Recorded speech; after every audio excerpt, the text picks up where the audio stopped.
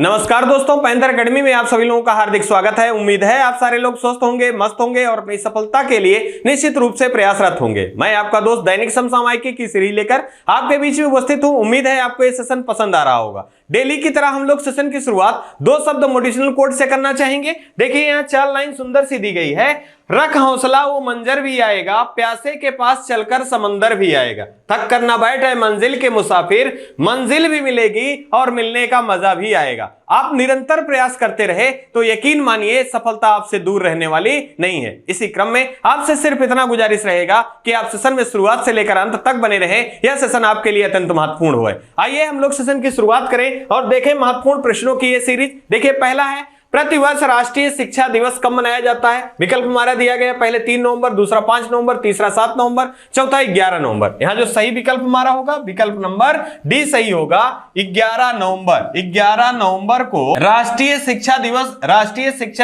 दिवस के रूप में मनाया जाता है। और यह कब से प्रारंभ किया गया है? तो 2008 से प्रारंभ किया गया है। अगर हम बात करें किसकी स्मृति में मनाया जाता है तो आपको याद रखना है अबुल कलाम आजाद जी की स्मृति में मनाया जाता है। आपसे एक प्रश्न पूछा जाता है कि भारत के पहले शिक्षा मंत्री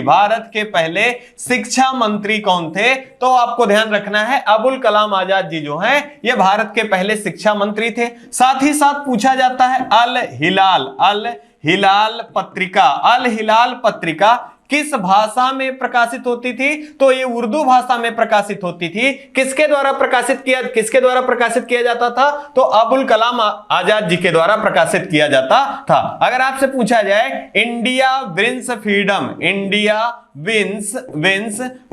नामक पुस्तक के लेखक कौन है? तो इंडिया विंस फ्रीडम नामक पुस्तक के लेखक भी कौन है? अबुल कलाम आजाद जी हैं। आपसे यह भी प्रश्न पूछा जा सकता है कि 1923 ईस्वी में, साथ ही साथ 1940 ईस्वी में राष्ट्रीय कांग्रेस की अध्यक्षता किसके द्वारा किया गया था? तो ये अबुल कलाम आजाद जी द्वारा किया गया था। अगर हम बात करें खिलाफत आंदोलन में किसने प्रतिभाग किया था या कौन से क्रांतिकारी जुड़े हुए थे? तो इसमें मुख्य रूप से अबुल कलाम आजाद जी जुड़े हुए थे। आपसे यह भी पूछा जा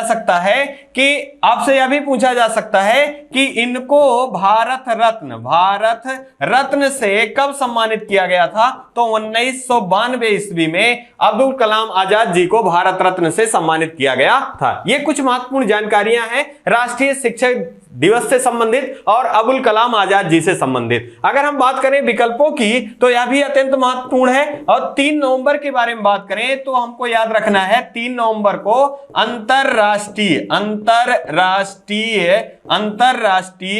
बायोस्फीयर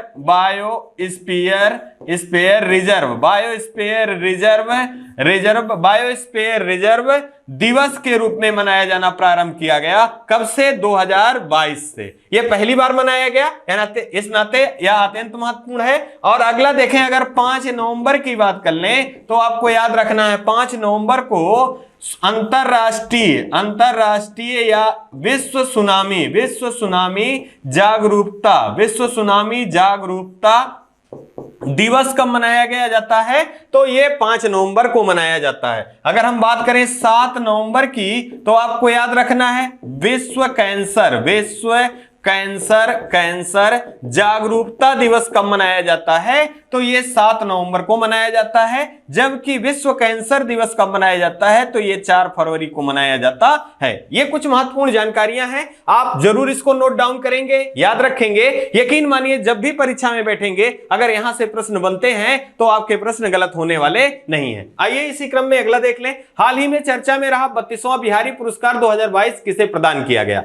हमारा विकल्प जो दिया गया है, पहला डॉक्टर माधव हांडा, दूसरा मधु कांकरिया, तीसरा डेजी रोपवेल, चौथा यशवंत अनमोल। यहां जो सही विकल्प हमारा होगा विकल्प नंबर ये सही होगा। सबसे पहले यहां हम मित्रों क्रम जरूर याद रखेंगे क्योंकि यह 31वां और 32वां सम्मान जो है दोनों एक साथ दिया गया है और यहां से प्रश्न आते हुए भी गलत होने की संभावना हो जाएगी कि 31वां किसे मिला है, 32वां किसे मिला है। तो इसी क्रम में हम यहां देख लेंगे 31वां सबसे पहले, फिर देखेंगे 32वां किसे दिया गया है। अगर 31वां की बात करें दोस्तों तो मधु कांकरिया जी को दिया गया है। और अगर हम 32वां की बात करें तो डॉक्टर माधव हांडा जी को दिया गया है।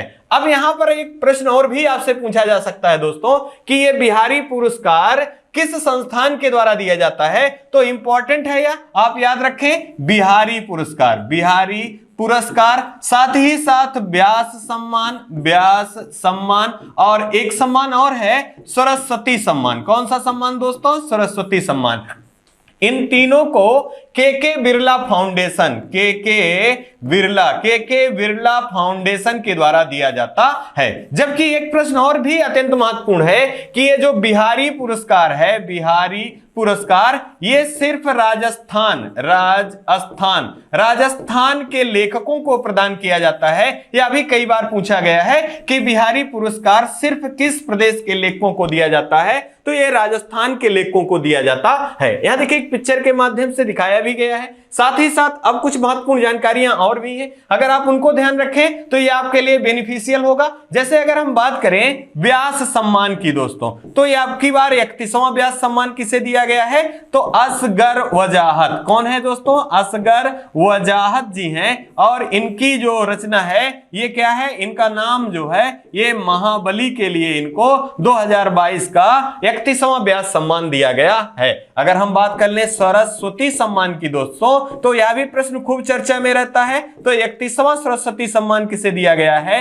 रामदरस मिश्रा। कौन है? रामदरस मिश्रा जी को दिया गया है। इनकी कृति क्या है? मैं तो यहां हूं, मैं तो यहां हूं के लिए इनको दिया गया है। यहीं पे आपको ड्रेजी रोपवेल पे को भी नहीं भूलना है। आपको याद रखना है भारत की पहली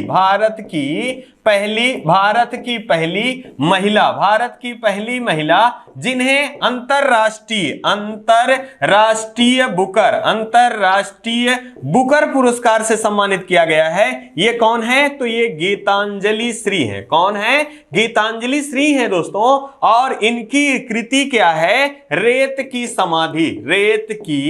समाधि के लिए इनको अंतरराष्ट्रीय बुकर पुरस्कार दिया गया है। और इसका अंग्रेजी अनुवाद टॉम ऑफ द सैंड किसके द्वारा किया गया है? तो ड्रेजी रोपवेल के द्वारा किया गया है। अब यहां से एक प्रश्न और ध्यान रखें कि भारत में आपको याद रखना है कि भारत में पहली बुकर पुरस्कार विजेता के रूप में कौन रही हैं? तो अरुंधति राय जो हैं ये पहली बुकर पुरस्कार भारत की महिला के रूप में रही हैं। और अंतरराष्ट्रीय बुकर पुरस्कार पाने वाली गीतांजलि श्री रही हैं। अगर 2022 के बुकर पुरस्कार की बात कर ले हैं दोस्तों, किसे दिया गया है? तो साहेन करुण तिलका को दिया गया है। यह भी प्रश्न अत्यंत महत्वपूर्ण है, यह भी पूछा जा सकता है, आप इसे भी याद रखेंगे। ये आपको बिहारी पुरस्कार, व्यास सम्मान और सरस्वती सम्मान कब से दिया जाना प्रारंभ किया गया? तो 1991 ईस्वी से दिया जाना प्रारंभ किया गया। इसे भी आप नोट डाउन रखेंगे। आइए इसी क्रम में हम लोग आगे बढ़ें और अगला महत्वपूर्ण प्रश्न देखें। हाल ही में भारत के किस राज्य में अंतरराष्ट्रीय टेलीमेडिसिन सम्मेलन आयोजित किया जा रहा है? तो देखिए हमारा विकल्प जो दिया गया है, पहला चंडीगढ़ है, दूसरा कोच्चि है, तीसरा हैदराबाद है, चौथा वाराणसी है। अत्यंत महत्वपूर्ण प्रश्न यह भी है। तो यहाँ जो हमारा सही विकल्प होगा, विकल्प नंबर बी सही होगा। अब यहाँ अंतरराष्ट्रीय टेलीमेडिसिन का उद्देश्य क्या है? तो जो चिकित्सा पद्धति है उसको आधुनिक बनाना इसका मुख्य उद्देश्य है। मतलब डॉक्टर के पास ना पहुंचकर आप टेलीफोन सेवा के द्वारा अपने मर्ज की या अपनी जो कमियां हैं शरीर की उनको बताकर उनका सुचारू रूप से इलाज प्राप्त कर सके, इसका मुख्य उद्देश्य है। अगर हम बात करें कोच्चि, तो ये कहां से संबंधित है? ये केरल से संबंधित है। एक जीके के रूप में प्रश्न पूछा जाता है, अरब सागर की रानी के रूप में किसे जाना जाता है, तो आप इसे जरूर याद रखेंगे, नोट डाउन रखेंगे। ये किसे जाना जाता है? कोच्चि को अरब सागर की रानी के नाम से जाना जाता है। अब यहां अंतरराष्ट्रीय टेलीमेडिसिन सम्मेलन, जो कि हमारा उत्तर हो गया, कोच्चि में किससे संबंधित है? केरल से। और अरब सागर की रानी के नाम से किसे जाना जाता है? तो कोच्चि को जाना जाता है। हाल ही में कोच्चि चर्चा में रहा है दोस्तों। भारत का 100% स्वदेशी, भारत का पहला 100% स्वदेशी पोतवाहक विमान के रूप में नौसेना में किसे शामिल किया गया है? तो वह INS विक्रांत। कौन है? INS विक्रांत है। आपको जरूर नोट डाउन रखना है। अगर हम बात करें केरल की दोस्तों, तो केरल को ईश्वर की भूमि के नाम से भी जाना जाता है। अगर हम बात करें केरल के तट को किस नाम से जाना जाता है, तो मालाबार तट के नाम से जाना जाता है। और अगर हम तमिलनाडु के तट की बात करें, तो इसे कोरोमंडल, कौन सा? कोरोमंडल तट के नाम से जाना जाता है। और अगर हम कर्नाटक की बात करें, तो इसे कन्नड़ तट।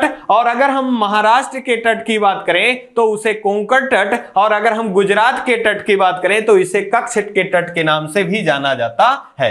अगर यहां अन्य विकल्पों के रूप में अत्यंत महत्वपूर्ण है, अगर चंडीगढ़ की बात करें, तो आप जरूर याद रखें 47वां जो है GST काउंसिल, 47वां GST काउंसिल की बैठक कहां बुलाई गई थी? तो ये चंडीगढ़ में बुलाया गया था, आपको याद रखना है। और GST काउंसिल की प्रमुख कौन होती हैं? तो वित्त मंत्री। कौन होते हैं? तो वित्त मंत्री जो हैं ये GST काउंसिल के प्रमुख होते हैं, आपको याद रखना है। भारत की पहली पूर्णकालिक वित्त मंत्री, पूर्णकालिक वित्त मंत्री के रूप में कौन है? तो निर्मला सीतारमण जी जो हैं, ये भारत की पहली पूर्णकालिक वित्त मंत्री के रूप में हैं। यहां से आपको ध्यान रखना है, हैदराबाद के रूप में हाल ही में मोस्ट जीआई पॉपुलर का पुरस्कार किसे दिया गया है? तो हैदराबादी हलीम। कौन है मित्रों? हैदराबादी हलीम है, जो कि एक नॉनवेज डिश है, आपको याद रखना है। अगर हम बात करें वाराणसी की, तो इसे घाटों का नगर के नाम से किस शहर को जाना जाता है? या विश्व का सबसे पुराना शहर के नाम से किसे जाना जाता है? तो वाराणसी को विश्व का सबसे पुराना और घाटों का नगर के नाम से जाना जाता है। आइए इसी क्रम में हम लोग आगे बढ़े और अगला प्रश्न देख लें। हाल ही में चर्चा में खेलो इंडिया नेशनल यूनिवर्सिटी गेम 2023-24 का मेजबानी कौन करेगा? यहां देखिए विकल्प हमारे जो दिए गए हैं, पहला दिया गया अरुणाचल प्रदेश, दूसरा मध्य प्रदेश, तीसरा गोवा, चौथा उत्तर प्रदेश। यहां अत्यंत महत्वपूर्ण प्रश्न यह है, हमारा सही विकल्प जो है विकल्प नंबर डी सही होगा, उत्तर प्रदेश में इसका आयोजन किया जाएगा। अगर हम बात करें खेलो इंडिया नेशनल यूनिवर्सिटी गेम की दोस्तों, तो इसकी शुरुआत कब हुई थी? तो पहली बार 2018 में इसका आयोजन कहां किया गया था? उड़ीसा में किया गया था। कहां किया गया था मित्रों? उड़ीसा में किया गया था। अगर हम बात करें हाल ही में 2022 में इसका आयोजन कहां किया गया था? बंगलुरु कर्नाटक में इसका आयोजन किया गया था, और यह दूसरा था, और इसी का शुभंकर वीरा था। क्या था दोस्तों? वीरा था। अगर हम बात करें यह 2023 में आयोजन किया जाएगा, और इसका आयोजन उत्तर प्रदेश में किया जाएगा। अब यहां उत्तर प्रदेश में किया जाएगा, तो आपको अत्यंत महत्वपूर्ण जानकारी के रूप में लिखना है कि उत्तर प्रदेश के 4 शहर, कौन कौन? 4 शहरों में इसका आयोजन किया जाएगा, और ये चारों शहर काफी चर्चा में भी रहे हैं, आपको जरूर याद रखना है। पहला शहर दोस्तों जो है ये वाराणसी है। कौन सा शहर है दोस्तों? वाराणसी है। दूसरे की बात कर लें तो ये लखनऊ है। कौन सा शहर है? लखनऊ है। अगर हम बात करें तीसरे की, तो आपको याद रखना है यही इसका तीसरा शहर जो है ये कौन सा है? ये गोरखपुर है। कौन सा है? गोरखपुर है। और अगर हम चौथे शहर की बात करें तो ये नोएडा। कौन सा? नोएडा शहर जो है ये चौथे शहर के रूप में है। अब एक एक करके ये जो चर्चा में ये शहर बने हुए हैं और यहां से भी प्रश्न बनने की संभावना है, इनको हम लोग देखें तो हमारा यहां जो पहला वाराणसी शहर है इससे संबंधित आपको मुख्य जानकारियां याद रखना है। अगर पूछा जाए सब्जी अनुसंधान केंद्र, सब्जी अनुसंधान केंद्र कहां स्थित है? तो यह वाराणसी में स्थित है। भारत माता मंदिर कहां स्थित है? तो यह वाराणसी में स्थित है। रुद्राक्ष सेंटर कहां स्थित है? वाराणसी में स्थित है। काशी विश्वनाथ मंदिर कहां संबंधित है? वाराणसी संबंधित है। यस, सीओ ने किसे अपनी सांस्कृतिक राजधानी के रूप में पहली बार चुना है? तो ये वाराणसी को चुना गया है। किसे चुना गया है? वाराणसी को चुना गया है। यहां से प्रश्न पूछा जाता है कि बीएचयू की स्थापना कब हुई थी और किसके द्वारा? तो 1916 ईस्वी में बसंत पंचमी के दिन मदन मोहन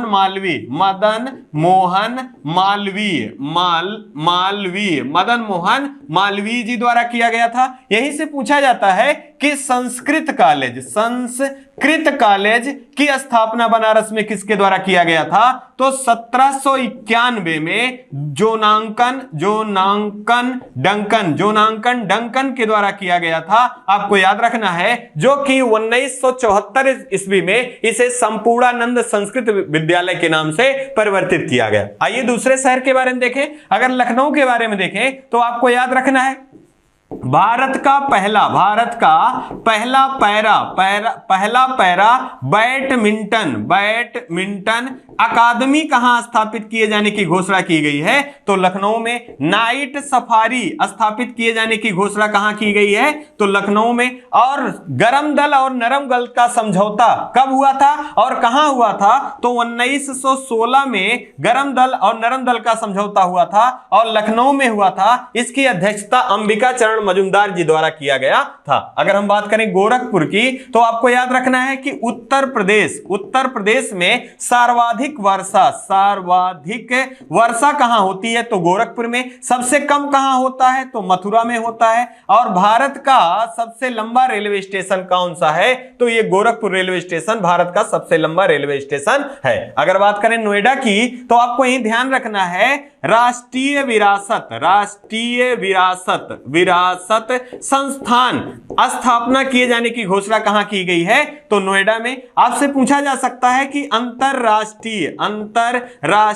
डेयरी अनुसंधान की स्थापना कहां की गई है? तो नोएडा में। आपसे पूछा जा सकता है जेवर हवाई अड्डे का संबंध कहां से है? तो ये नोएडा से है। और आपको याद रखना है, यहां से टेक सिटी के नाम से किसे जाना जाता है? तो नोएडा को टेक सिटी के नाम से भी जाना जाता है। ये सारे महत्वपूर्ण पक्ष हैं, आपको जरूर ध्यान रखना है। आइए इसी क्रम में हम लोग अगला प्रश्न देख लें। हाल ही में जारी IQ एशिया यूनिवर्सिटी रैंकिंग 2023 में कौन सा यूनिवर्सिटी प्रथम पर रहा है? यहां देखिए, हमारा ये प्रश्न जो दिया गया है ये IQ इंडेक्स है और जिसके द्वारा ये एशिया के ही यूनिवर्सिटी इसमें शामिल किए गए हैं। इसमें रैंकिंग के आधार पर पहली यूनिवर्सिटी कौन सी है, इसी को देखना है। हमारा विकल्प जो दिया गया है, पहला पेकिंग यूनिवर्सिटी है, दूसरा यूनिवर्सिटी ऑफ मैसाचुसेट्स है और अगला आपका तीसरा है IIT बॉम्बे है और चौथा जो दिया गया है IISc बेंगलुरु है। यहां जो हमारा सही विकल्प है, विकल्प नंबर ये सही होगा। और इसका मानक जो रखा गया है ये 100 अंक रखे गए हैं और 100 अंकों में 100 अंक प्राप्त करने वाली पहली यूनिवर्सिटी कौन सी है? ये पेकिंग यूनिवर्सिटी है। तो यहां ध्यान रखना है देश कौन सा है, तो ये चीन से संबंधित है। अगर हम बात करें कि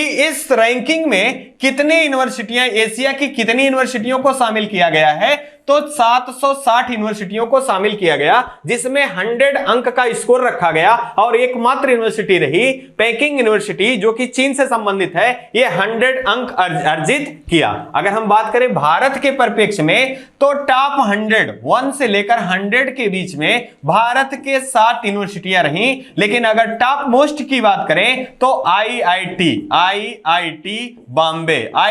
बॉम्बे जो है दोस्तों, ये पहले स्थान पे, मतलब 40वें पायदान पे रही। इस प्रश्न को यहां से आपको रिलेट करके याद रखना है। अब बात हो रही इंडेक्स की, तो कुछ महत्वपूर्ण इंडेक्स चर्चा में रहे हैं, हम इनको शार्ट में देखने की कोशिश करते हैं। अगर हम बात कर लें दोस्तों पर्यावरण प्रदर्शन सूचकांक में भारत का स्थान कौन सा है, तो 180 है। अगर बात कर लें दोस्तों प्रेस स्वतंत्रता सूचकांक में भारत का स्थान कितना है, 150 है। अगर आपसे पूछा जाए कि विश्व शांति सूचकांक में भारत का स्थान कितना है दोस्तों, तो 135 है। अगर पूछा जाए global gender gap, global gender gap में भारत का स्थान कितना है? तो आपको याद रखना है 135 है। अगर बात की जाए विश्व खुशहाली की, विश्व खुशहाली की दोस्तों, तो आपको भूलना नहीं है विश्व खुशहाली में भारत का स्थान 136वां है। और हाल ही में सतत विकास लक्ष्य का भी इंडेक्स जारी किया गया है, इसमें भारत का स्थान 120 है। अगर हम बात करें भूखमरी की दोस्तों, भूखमरी सूचकांक की, तो आपको भूलना नहीं है इसका स्थान 107 है। और अगर मानव विकास सूचकांक की बात कर ले दोस्तों, तो आपको यहां याद रखना है यहां पर इसका स्थान 132 है। यहां मानव विकास से एक अन्य पक्ष से भी प्रश्न पूछा जाता है। सबसे पहला कि ये किस संस्थान के द्वारा जारी किया जाता है? तो यूएनडीपी, इसका फुल फॉर्म है यूनाइटेड नेशन डेवलपमेंट प्रोग्राम। अगर बात करें स्थापना की, तो इसकी 1965 ईस्वी में इसकी स्थापना होती है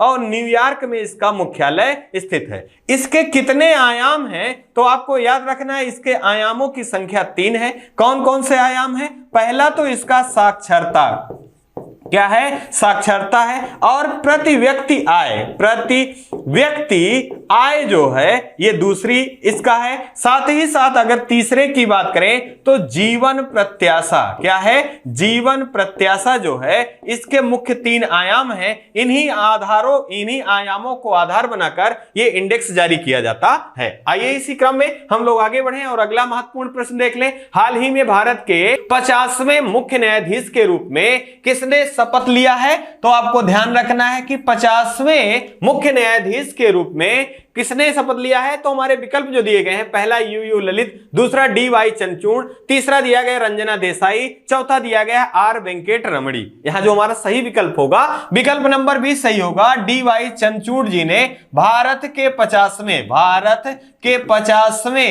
मुख्य न्यायाधीश के रूप में शपथ ग्रहण किया है। अगर हम बात करें कि मुख्य न्यायाधीश को शपथ किसके द्वारा दिलाई जाती है, तो राष्ट्रपति, कौन है मित्रों? राष्ट्रपति जी के द्वारा शपथ दिलाई जाती है। अगर हम बात करें कि इनका कार्यकाल कितना होता है, तो 5 वर्ष कार्यकाल या 65 वर्ष की आयु, दोनों में से जो पहले हो जाता है यही इसका कार्यकाल है। अगर हम बात करें कि भारत के मुख्य न्यायाधीश, पहले मुख्य न्यायाधीश के रूप में कौन थे, तो आपको याद रखना है हीरालाल कानिया जी जो हैं ये भारत के पहले मुख्य न्यायाधीश के रूप में थे। साथ ही साथ अगर हम बात करें, इन्होंने जो 50वें मुख्य न्यायाधीश भारत के चुने गए हैं, इन्होंने किसका स्थान लिया है? तो 49वें जो भारत के न्यायाधीश थे, इनका नाम यू ललित जी था। और आपको ध्यान रखना है इनके स्थान पे भारत के 50वें मुख्य न्यायाधीश के रूप में शपथ लिया है DY चंद्रचूड़ जी ने। अगर हम बात कर ले भारत के परिप्रेक्ष्य में है, किस अनुच्छेद में मुख्य न्यायाधीश वर्णित है, तो अनुच्छेद 124 में। और अगर भाग की बात करें संघीय न्यायपालिका की, तो भाग 5 में वर्णित है। यहां से याद रखना है एक प्रश्न और भी, सर्वोच्च न्यायालय है उसका अभिलेखीय न्यायालय होगा या किस अनुच्छेद में वर्णित किया गया है, तो अनुच्छेद 129 में वर्णित है। साथ ही साथ यहां याद रखना है 2 प्रश्न और भी। अगर हम बात करें कि सर्वाधिक कार्यकाल भारत के मुख्य न्यायाधीशों में अभी तक का सर्वाधिक कार्यकाल किसका रहा है, तो YB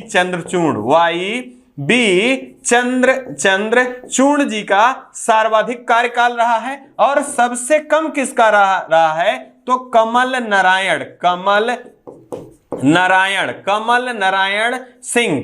नारायण सिंह जी का सबसे कम कार्यकाल रहा है। यह भी प्रश्न आपको याद रखना है। अब यहां पर महत्वपूर्ण जानकारी के रूप में, कल के एपिसोड में हम लोगों ने देखा था मित्रों कि समान नागरिक संहिता जो कि अनुच्छेद 44 में वर्णित है, इसको जारी करने वाला भारत का पहला राज्य कौन सा है, तो गोवा है, जबकि दूसरे राज्य के रूप में एक आयोग का गठन किया गया है। उस आयोग के अध्यक्ष कौन है? तो रंजना देसाई हैं। कौन है? रंजना देसाई हैं। और ये कौन सा राज्य है? तो ये उत्तराखंड है। कौन सा राज्य है दोस्तों? उत्तराखंड है। और यहां पर समान नागरिक संहिता लागू करने का प्रावधान किसके आधार पर बनाए जाने की घोषणा की गई है? तो रंजना देसाई आयोग की सिफारिश पर किए जाने की घोषणा की गई है। यहां से एक प्रश्न और भी याद रखेंगे, आर वेंकट रमणी जो हैं ये काफी विवादित रहा है पद, तो आपको ध्यान रखना है, यहां से प्रश्न बनने की संभावना प्रबल है। तो भारत के महान्यायवादी के रूप में हाल ही में किसने शपथ ग्रहण किया है? तो आर वेंकट रमणी जी ने लिया है। इन्होंने किसका स्थान लिया है? तो के वेणुगोपाल जी के स्थान पर चुने गए हैं आर वेंकट रमणी जी। अगर हम बात करें किस अनुच्छेद में वर्णित है, तो अनुच्छेद 76। और भारत का पहला विधि अधिकारी या सबसे बड़ा वकील कौन होता है? तो महान्यायवादी जो होते हैं ये सबसे बड़े वकील या विधि अधिकारी के रूप में होते हैं। आइए इसी क्रम में अगला प्रश्न देख लें। हाल ही में चर्चा में रहे महिला विश्व बॉक्सिंग चैंपियनशिप की मेजबानी 2023 में किसके द्वारा किया जाएगा? अब आपको ध्यान रखना है, यहां पूछा जा रहा है विश्व बॉक्सिंग चैंपियनशिप की मेजबानी। भारत पहला विकल्प दिया गया, दूसरा यूएसए, तीसरा ऑस्ट्रेलिया, चौथा पेरिस। यहां जो हमारा सही विकल्प होगा, विकल्प नंबर ये सही होगा, 2023 में भारत के द्वारा महिला विश्व बॉक्सिंग चैंपियनशिप का मेजबानी किया जाएगा। अब एक प्रश्न बन सकता है कि क्या भारत पहली बार इसका आयोजन किया जा रहा है भारत में, या मेजबानी पहली बार कर रहा है?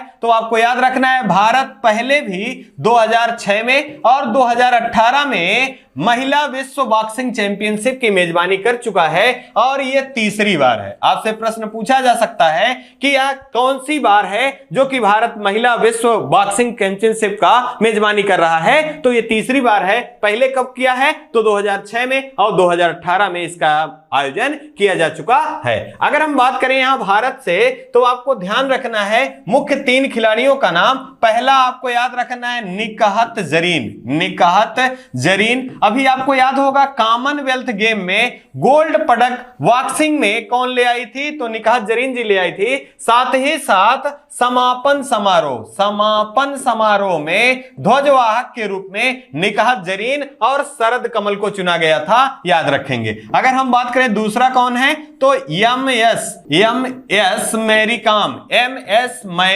कॉम। ये भारत के लिए सर्वाधिक गोल्ड या सर्वाधिक जो पदक है गोल्ड पदक वो जीतने वाली कौन है? तो एमएस मैरी कॉम है। यह भी बॉक्सिंग से संबंधित है। आपको याद रखना है लवलीना बोरगोहेन।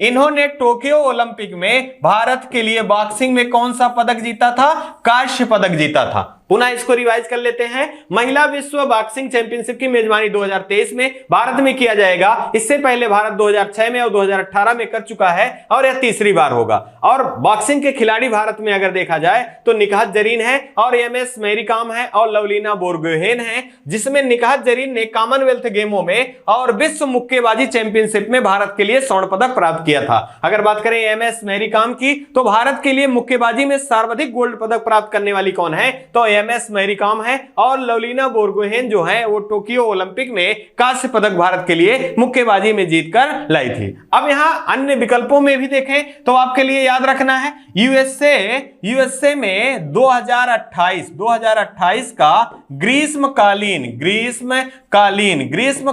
ओलंपिक का आयोजन 2028 में कहां किया जाएगा? तो यूएसए में किया जाएगा। और आपको याद होगा हाल ही में विश्व एथलीट चैंपियनशिप का भी आयोजन किया गया था। इसका आयोजन कहां किया गया था? यूएसए के यूजीन शहर में किया गया था। और भारत के लिए एकमात्र पदक, सिल्वर पदक किसने प्राप्त किया था? तो नीरज चोपड़ा। कौन है? नीरज चोपड़ा जी के द्वारा प्राप्त किया गया था। आपको ध्यान रखना है इन्होंने सिल्वर पदक प्राप्त किया था। तो गोल्ड किसने प्राप्त किया था? तो ग्रेनाडा के एंडरसन ने गोल्ड पदक प्राप्त किया था। अगर हम बात करें ऑस्ट्रेलिया की, तो आपको याद रखना है टी20 वर्ल्ड कप का आयोजन कहां पर हो रहा है? तो ऑस्ट्रेलिया में हो रहा है। और अगर हम यहां बात करें गेम की, तो आपको ध्यान रखना है कि 35वां ग्रीष्मकालीन ओलंपिक का आयोजन कहां किया जाएगा? ऑस्ट्रेलिया में किया जाएगा। और 2028 वाला जो यूएसए में किया जाना है ये 34वां होगा। और यही आपको विकल्प के माध्यम से याद रखना है 33वां कहां होगा? 33वां पेरिस में होगा। कहां होगा? 33वां ग्रीष्मकालीन ओलंपिक का आयोजन पेरिस में होगा। और कांस फिल्म समारोह का आयोजन कहां किया जाता है? तो ये पेरिस में किया जाता है। और 2022 की बेस्ट फिल्म के रूप में किसे चुना गया था? द पावर ऑफ डॉग को। और बेस्ट अभिनेता के रूप में किसे चुना गया था? तो बिल स्मिथ को। और निर्माता के रूप में जैन कैपियन को। अगर भारत की तरफ से बात करें तो भारत आधिकारिक रूप से एंट्री पाने वाला पहला देश था। और जूरी मेंबर में शामिल होने के लिए दीपिका पादुकोण भारत की तरफ से गई हुई थी। आपको ध्यान रखना है। आइए हम अगले प्रश्न को देखें। हाल ही में 15वीं एशियाई एयरगन चैंपियनशिप 2022 का आयोजन कहां किया जा रहा है? तो विकल्प हमारा दिया गया, पहला दोहा कतर, दूसरा दक्षिण कोरिया, तीसरा ऑस्ट्रेलिया, चौथा जापान। यहां जो हमारा सही विकल्प होगा दोस्तों, यह विकल्प नंबर 20 सही होगा, दक्षिण कोरिया। दक्षिण कोरिया में 15वीं एशियाई एयरगन चैंपियनशिप 2022 का आयोजन किया जा रहा है। अगर हम बात करें दक्षिण कोरिया की, तो आपको याद रखना है इसकी राजधानी क्या है? सियोल जो है मित्रों, इसकी राजधानी है दक्षिण कोरिया की। यहीं से आपको याद रखना है उत्तर कोरिया के बारे में भी। उत्तर कोरिया की राजधानी क्या है? प्योंगयांग। कौन है? प्योंगयांग जो है यहां की राजधानी है। अब अगर हम बात करें, यहां प्रश्न में आपसे ऐसा पूछा जा सकता है कि एशियाई एयरगन चैंपियनशिप 2022 दक्षिण कोरिया में आयोजित किया गया, यह कौन से क्रम का था? तो आपको याद रखना है ये 15वें क्रम का था। अब अनेक महत्वपूर्ण प्रश्न यहां से पूछे जा सकते हैं। जैसे अगर हम बात करें दोहा कतर की, तो आपको याद रखना है दोहा कतर विश्व फुटबॉल कप का आयोजन 2022 में कहां किया जाएगा? तो दोस्तों इसको याद रखना है कि यह दोहा कतर में किया जाएगा। अगर हम बात कर लें यही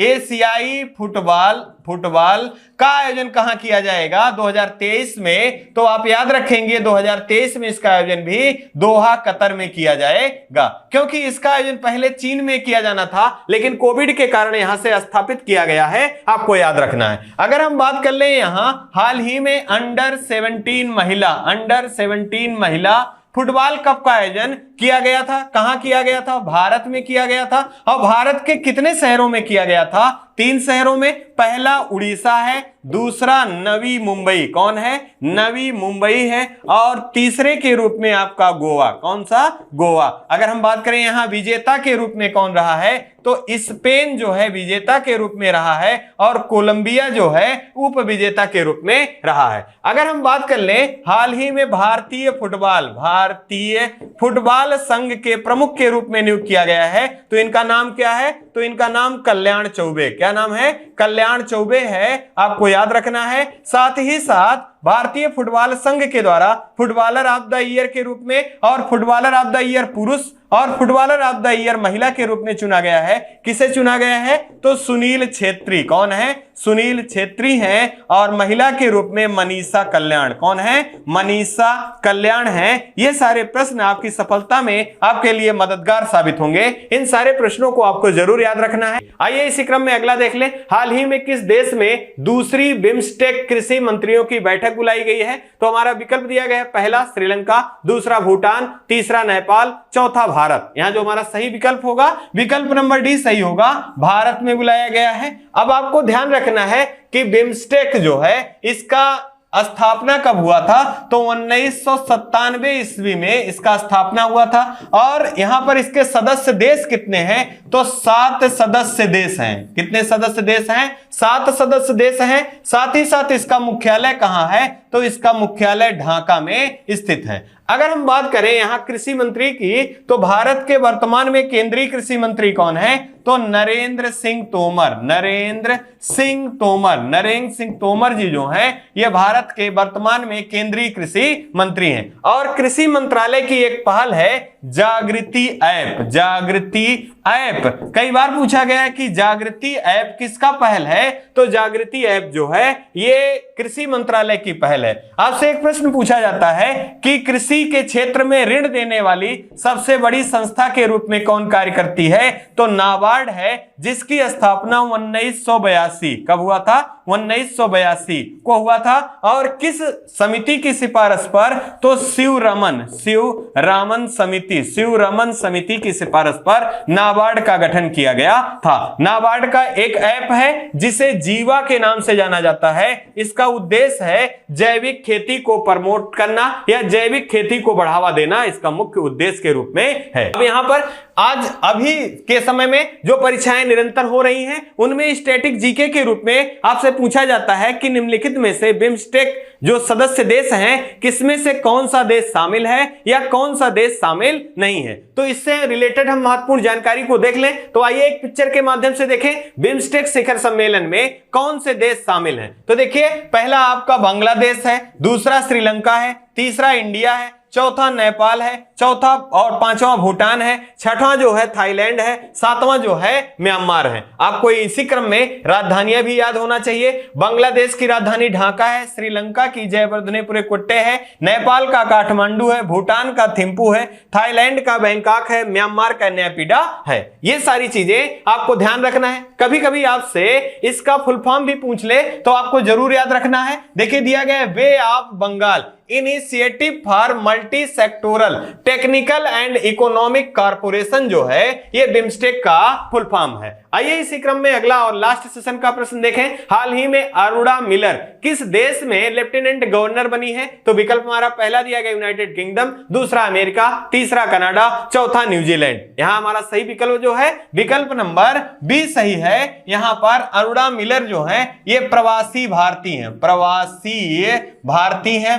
भारतीय हैं और ये लेफ्टिनेंट गवर्नर के रूप में चुनी गई हैं और ये पहली प्रवासी भारतीय के रूप में है। इसी कारण ये चर्चा में भी है। आपको याद रखना है इनका नाम अरुणा मिलर है। अगर हम बात करें अमेरिका की तो इसकी राजधानी वाशिंगटन डीसी है और यहां के राष्ट्रपति की बात करें तो जो वाइडेन जी हैं। और पहली महिला उपराष्ट्रपति की बात करें तो कमला हैरिस। कौन है? कमला हैरिस जो हैं ये पहली महिला उपराष्ट्रपति के रूप में हैं। यहीं से आपको याद रखना है कि अमेरिका में ही आपको याद रखना है कि सर्वोच्च न्यायालय की जो पहली आश्वेत महिला के रूप में किसे चुना गया है जज के रूप में? तो केंटाजी जैक्सन जो हैं ये पहली आश्वेत महिला के रूप में चुनी गई है। यहां की जो स्पीकर हैं प्रतिनिधि तो आपको याद रखना है नैन्सी पेलोसी जो हैं यहां की स्पीकर हैं, आपको याद रखना है। कनाडा से संबंध में आपको याद रखना है कनाडा की राजधानी क्या है? ओटावा है। और आपको याद रखना है यूएसए